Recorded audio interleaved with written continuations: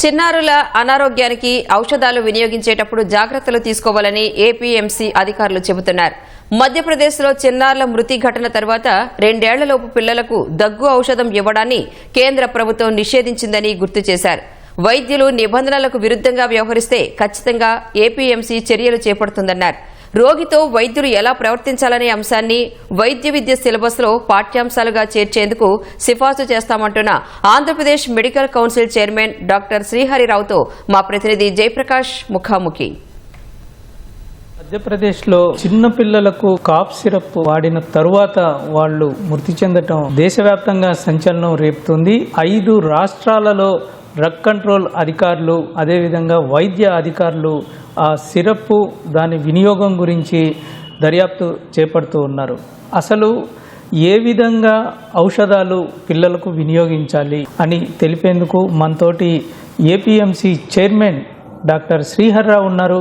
వారిని అడిగి తెలుసుకుందాం. ప్రస్తుతం మధ్యప్రదేశ్లో జరిగిన ఘటన దేశవ్యాప్తంగా సంచలనం రేపుతుంది. అసలు ఏ విధంగా చిన్నారులకు అనారోగ్యం వస్తే వాళ్ళకి ఔషధాలు ఇవ్వాల్సిన అవసరం ఉంటుంది? ఈరోజు చాలా దురదృష్టకరం. దగ్గర 5 సంవత్సరాల లోపల ఉన్నటువంటి పిల్లలు చనిపోవటం జరిగింది. దీని మీద సెంట్రల్ గవర్నమెంట్ చాలా సివియర్ యాక్షన్గా దాని మీద ఎంక్వైరీ చేసినప్పుడు దాంట్లో వచ్చేసి మనకి diethylene glycol and ethylene glycol అనేది దగ్గర 48.6% ఆ డ్రగ్లో ఉంది, కాఫ్ సిరప్లో. అది ముఖ్యంగా మనం తమిళనాడు రాష్ట్రము, ఉత్తరాఖండ్, గుజరాత్, మధ్యప్రదేశ్, మహారాష్ట్ర ఈ రాష్ట్రాల్లో ఎంక్వైరీ చేసినప్పుడు ఆ రాష్ట్రాలు ఈ డ్రగ్ ఉండటం వల్ల దాన్ని అంతా కూడా బ్యాన్ చేయడం జరిగింది. దీని తర్వాత మన కేంద్ర ప్రభుత్వం 2 సంవత్సరాల లోపల ఉన్న పిల్లలకి ఈ కాఫ్ సిరప్లను ఇవ్వకూడదని చెప్పని నిషేధం ఇవ్వడం జరిగింది. ముఖ్యంగా జనరల్ కూడా మనం చూసినట్లయితే 4 సంవత్సరాల లోపల ఉన్న పిల్లలకు కూడా కాఫ్ సిరప్స్లు ఇవ్వకూడదని చెప్పనేది జనరల్ మా మెడికల్ పరిభాషలో ఉంది. కాబట్టి ఆ విధంగా ఉన్నటువంటి పిల్లలకి ఇవ్వాల్సిన అవసరం ఉండదు. ఒక్కసారి మనం చూసుకోవాల్సింది ఏంటంటే, జబ్బు వచ్చినప్పుడు మనం వైద్యం దగ్గరికి వెళ్ళి వాళ్ళ జబ్బు చెప్పి దానికి తగినటువంటి మందులు తీసుకోవాలి.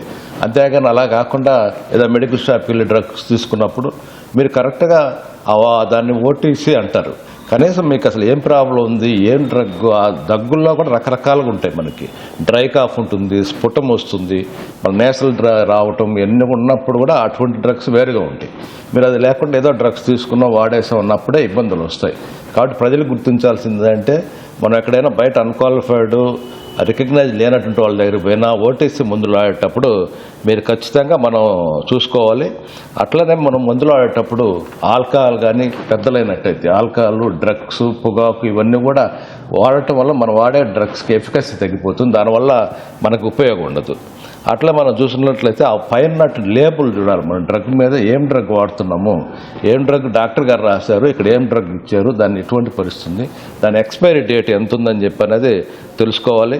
అట్లే మనం ఈ ఓటీసీ మందులు తీసుకున్నప్పుడు కాంబినేషన్స్ పెడుతుంది. వాళ్ళు ఏదంటే దగ్గు, జ్వరం, లేకపోతే పెయిన్ అబ్డామిన్ ఎన్ని ఉంటాయి, దానికి తగ్గట్టు వాళ్ళు సిమ్టమేటిక్గా ఇస్తారు. కానీ అట్లా కాకుండా ఆ కాంబినేషన్ డ్రగ్స్ అనేది మనం ఓటీసీలు తీసుకోవాలి. డాక్టర్ దగ్గరికి వెళ్ళి నిర్దిష్టంగా పరీక్ష చేసిన తర్వాత దాన్ని టెస్టులు చేసి డయాగ్నోస్ చేసిన తర్వాత మాత్రమే మందులు వాడాలి. అంతేగాని ఈ కాంబినేషన్ డ్రగ్గులు వాడకూడదు.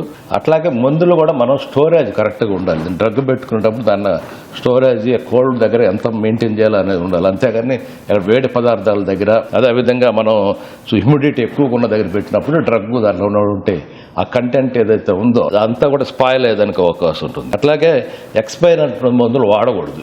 మనం ఏదైతే డేట్ చూస్తాం, మందులు ఏమనుకుంటే వారం రోజులు 10 రోజులు పర్లేదు అని చెప్పి మందులు వాడుతూ ఉంటారు. అట్లా వాడేదానికి చేయకూడదు.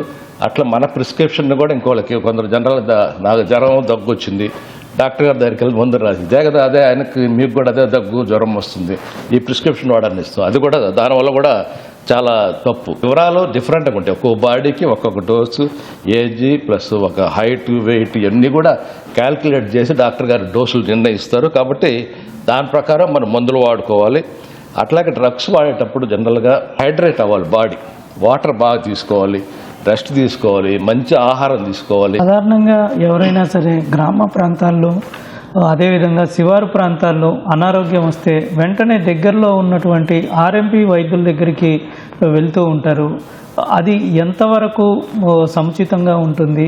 ఏ విధంగా రోగులు వైద్య సహాయం పొందాలి? క్వాలిఫైడ్ డాక్టర్స్ ఏ డోసుని ఇంతకుముందు చెప్పినట్టు హైట్, వెయిట్, మన ఏజ్ ఇవన్నీ చూసుకుని డోస్ ఫిక్స్ చేసుకొని సాధారణ డ్రగ్స్ తోటి స్టార్ట్ చేస్తాము. కానీ అలా కాకుండా మనం బయట ఎక్కడైనా అన్క్వాలిఫైడ్ పర్సన్స్ ఉన్నప్పుడు మనం ఆ డోసేజ్ మేము హైయర్ యాంటీబయాటిక్ వేయాలంటే ఆలోచిస్తారు డాక్టర్స్. ఆలోచించిన తర్వాత లాస్ట్ ఒక తగ్గకుండా ఉండి 2-3 ట్రయల్స్ అయిన తర్వాత మాత్రమే మనం మరీ సివియర్గా ఉన్నప్పుడే high dose of and high speciality drugs వాడతాం, యాంటీబయాటిక్ వాడతాం.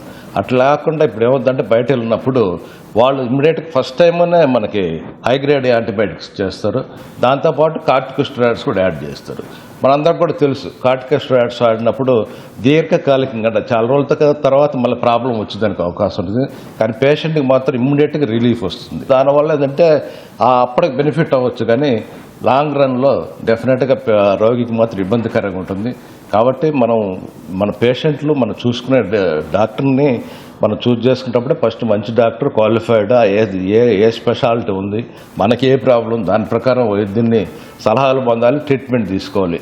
అలా కాకుండా పోయినప్పుడు అంటే యాంటీమైక్రోబియల్ రెసిస్టెన్స్ వస్తుంది బాడీకి. ఇది చాలా విపరీతమైన ఇప్పుడు ఉన్నటువంటి రోజుల్లో దీనివల్ల డెత్స్ కూడా ఎక్కువ అవుతా ఉన్నాయి. ఎందుకంటే ఒకసారి యాంటీబయాటిక్ రెసిస్టెన్స్ వస్తే మీరు ఎమర్జెన్సీ టైంలో మెడిసిన్స్ వాడినా కూడా దానివల్ల ఫలితం ఉండదు. ప్రస్తుతం ఈ కంప్లైంట్ల విషయంలో మీకు ఇప్పటి వరకు ఎన్ని ఫిర్యాదులు మీ దగ్గర ఉన్నాయి? ఏ తరహా ఎక్కువ వస్తూ ఉన్నాయి?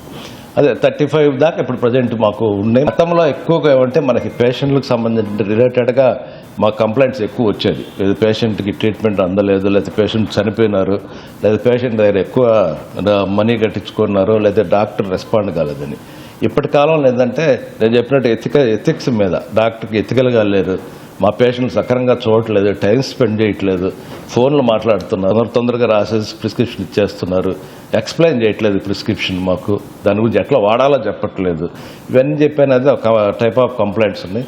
అట్లా కూడా పర్సనల్గా వాళ్ళు కొంత గవర్నమెంట్ డాక్టర్స్ అయితే బిజినెస్ చేస్తున్నారు. ఈ టైప్ ఆఫ్ కేసులు ఈ మధ్య కాలంలో కొంచెం ఎక్కువ కనిపిస్తుంది. ఇప్పుడు ప్రస్తుతం రిజిస్టర్ వైద్యులు వాళ్ళ ప్రాక్టీస్ పైన ఏపీఎంసీ పర్యవేక్షణ ఏ విధంగా ఉంటుంది? ఒకసారి ఎంబీబీఎస్ పూర్తయిన తర్వాత ఔషధం చేసేటప్పుడు వాళ్ళకి టెంపరీ రిజిస్ట్రేషన్ ఇస్తాం.